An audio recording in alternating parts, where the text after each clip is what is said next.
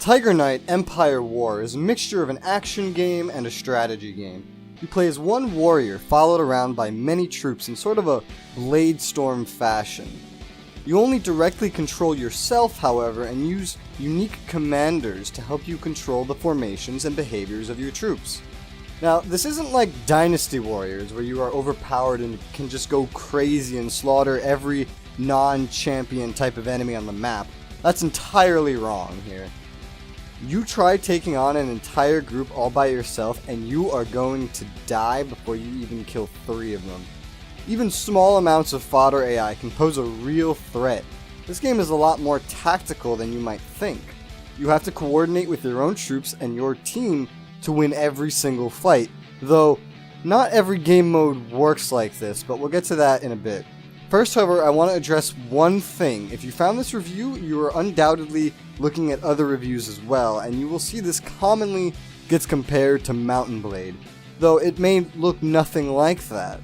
After playing for a dozen some hours, I can honestly tell you this is no replacement for Mountain Blade, and plays honestly nothing like it. The only reason the comparison gets made so often is because you can choose which direction to attack and block from. And that is the only similarity between the two games. So no, do not try this just because you like Mountain Blade, because this is nothing like Mountain Blade. So to continue on the topic of gameplay and game modes, let's start with the fact that there's 4 different game modes in the game's current early access state. There's Conquest, where you take your squad of units in 6 vs 6 battles against players or AI and basically just try to eliminate all the enemies or kill their AI leader that's hiding in their base. There's a duel mode where you get rid of the fodder troops pretty much, like you don't bring them in at all and you just fight regularly with your champion and against other people's champions, which can for some people be very interesting because the game allows you to fully customize every piece of your weapons, armor, and loadout, including even whether or not you want a horse or if you want to bring just 4 shields with you and no weapons. The third game mode is called Epic War, which is a story-driven experience. It's very limited, being as there's only 2 maps for it, and if you don't have a full group of players to play it with, then just don't play it. Friendly fodder units are nearly non-existent in these, it seems, and it's really meant to be played as 6 players versus endless hordes of AI. I made the mistake of coming to help you in that. I'm healing. I'm healing. No. Oh, Jesus Christ. Oh my God. Oh my God. Run. Hi, Resoula. It was good. It was good. And finally, there's Siege mode, which you will likely never get to play because it's only available for 1 hour every day on a very specific hour that for many people can prove very inconvenient, including yours truly. And I really can't understand this design choice. You have 4 game modes, and you decide to take what is probably the most interesting one and lock it behind 1 hour every single day? It's almost like you don't want people to play your game. Oh wait, no one does, but I'll rant about that later. So how does the game actually play? Well, somewhat diversely. There are 4 factions with different unit types you can play as, and I'd say there's 2 different types of gameplay you can really realistically get here. The first I'll call standard, in that you're either up close with melee weapons hacking and slashing, or some range weapons with javelins or bows or crossbows and sniping at a distance, but not that much of a distance. The second we'll refer to as catapult, because the second range of gameplay is exclusive to catapults and longbowmen, where essentially you get a bird's eye view over the battlefield. You can see everything, and you can shoot from almost any distance. It's really rather impressive just to watch someone shooting that kind of distance before your very eyes, and somewhat horrifying when friendly fire rains down on your troops, because yes, friendly fire is a thing in that other players can hurt your army, but not you directly. The hitboxes in this game are questionable. Maybe it's because I preferred Romans and their shorter swords, but I constantly felt, even when using ranged weaponry, that my hits were just missing unusually. I would even watch them go through my opponents and just not register as a hit. And no, it wasn't because they were blocking. The people would have a swing, like, ready to go, but they wouldn't be swinging, and then I'd just watch my sword go right through them. It would make no sense. The tutorial also doesn't make the most sense. They did a story-driven thing for a non-story-driven game, and they only give you a basic tutorial up front. If you want the rest of the tutorial, you have to go and play it of your own choice. I didn't do that, but that's mainly because I didn't realize that there was more to the tutorial until several hours into the game. The character creator is probably the most entertaining part of this game. Is that a bad thing? It feels like a good thing when I say it, but that's only because of how much fun I had in the character creator. Male characters are stalwart, have higher HP and weight than female characters, but their huge body also makes them easier to target and get injured. What? Basically, females have smaller hitboxes. But there are no females. I find this offensive. I am very skinny in real life, game developers. I am much thinner than most females I know, and they hate me for it. Where's my gender? Where's the Resoula gender? I don't even know why this game has a character creator.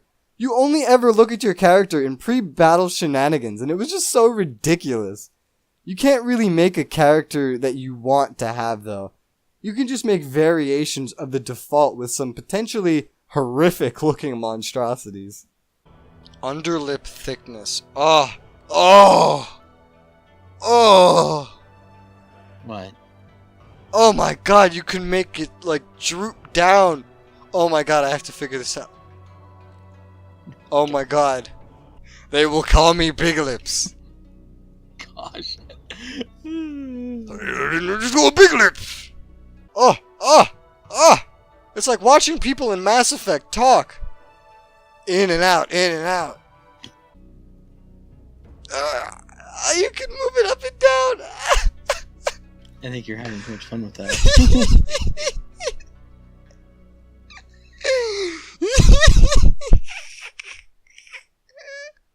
Do you need to come in and help you? Oh my god, dude.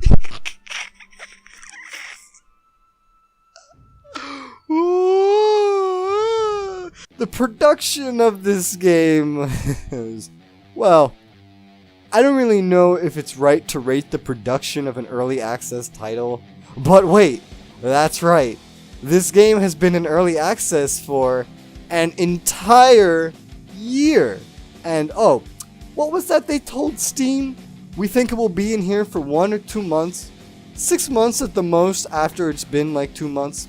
Well, it's been a year and this game isn't anywhere near complete. And if it is, then please explain to me why enemy armies regularly don't load in until they're 3 yards in front of me, even on the highest graphical settings. Burdensome to try to travel. Oh my god! Oh my god! What are all the commanders doing all the way up here? They're having fun. Oh my god! Oh, there's the armies just rendering in like 5 minutes later. There was only one command and now I'm still rendering. The game looks like crap. It sounds bland, and it runs horrifically too. I'm running a GTX 1070 and an Intel 6700K, and this game regularly plummets into 20 FPS territory. The variable of frame rate here ranges from over 100 to under 20. That is absolutely fucking horrible. You're 2 times over your projected early access period, and you can't even give me a minimum of 30 frames per second. But that's fine. That's fine. Let's ignore that. Resoula. Games aren't all about the graphics or about the performance. You know, this one, it's all about the gameplay, right? Yeah. So let's talk more about the gameplay. The drudgerous repetition of such few game modes that you'll quickly find the progression of unlocking units and trying new styles to be what keeps you going, except the progression here is the same as it is in World of Warships. Seriously, it's exactly the same. It's just as slow, works in nearly the exact same manner with free and restricted experience that can be converted with premium currency, One bonus here though is that restricted XP is not restricted to one specific class, but a categorization of classes. So all basic classes share 1 XP in one faction's tree, all intermediate and all advanced. Though Tiger Knight follows a very discouraging pattern. It gives you just enough progression to get you interested in the beginning, and then you realize it's basically doubling what you need to unlock a new unit and progress through it with every single subsequent unit. Yeah, okay, so look at this. I mean, to get to intermediate, I need 25,000 experience, okay?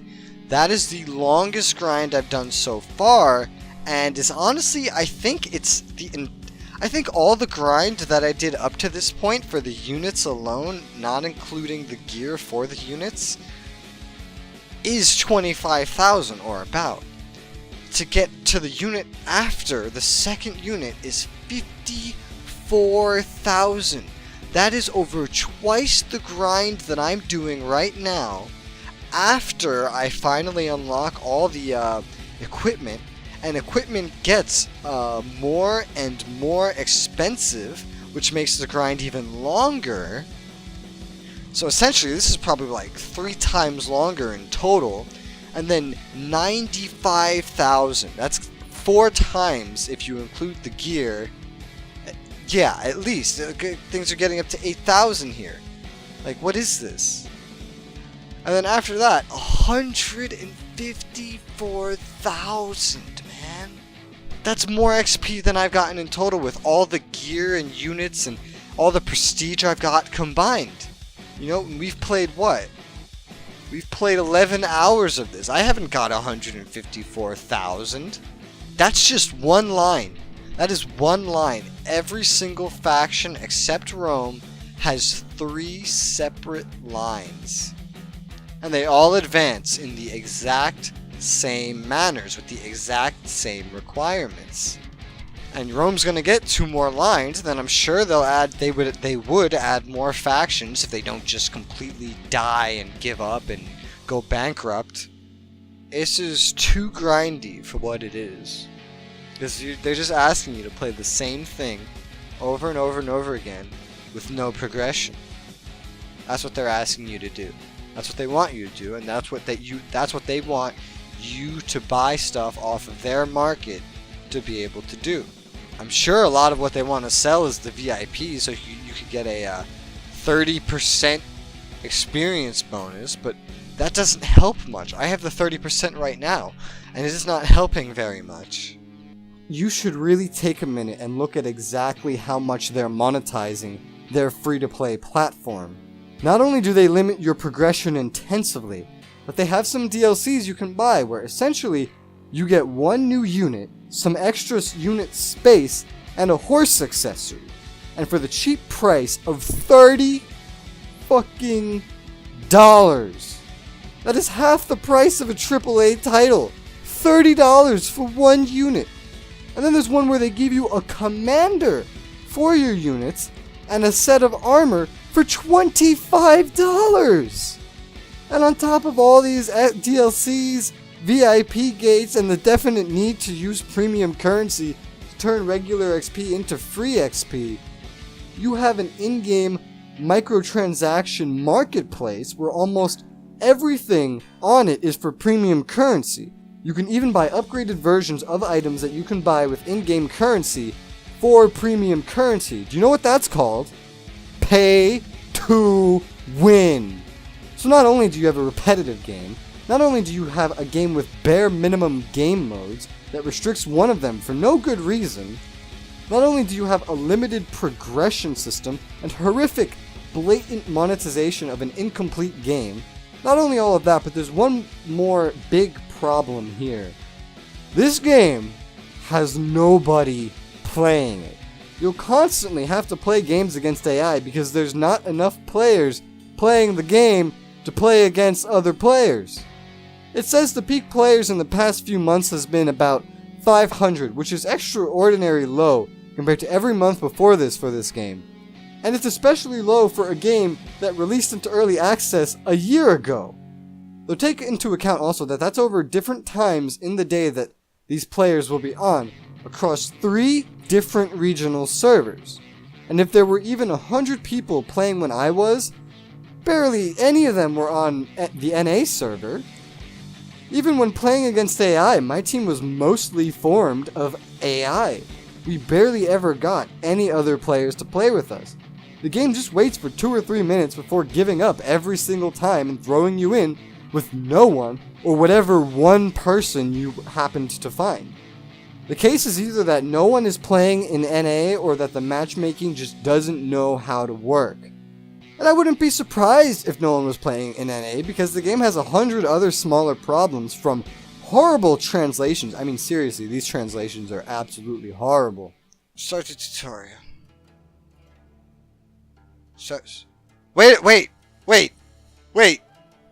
Wait. DK. What?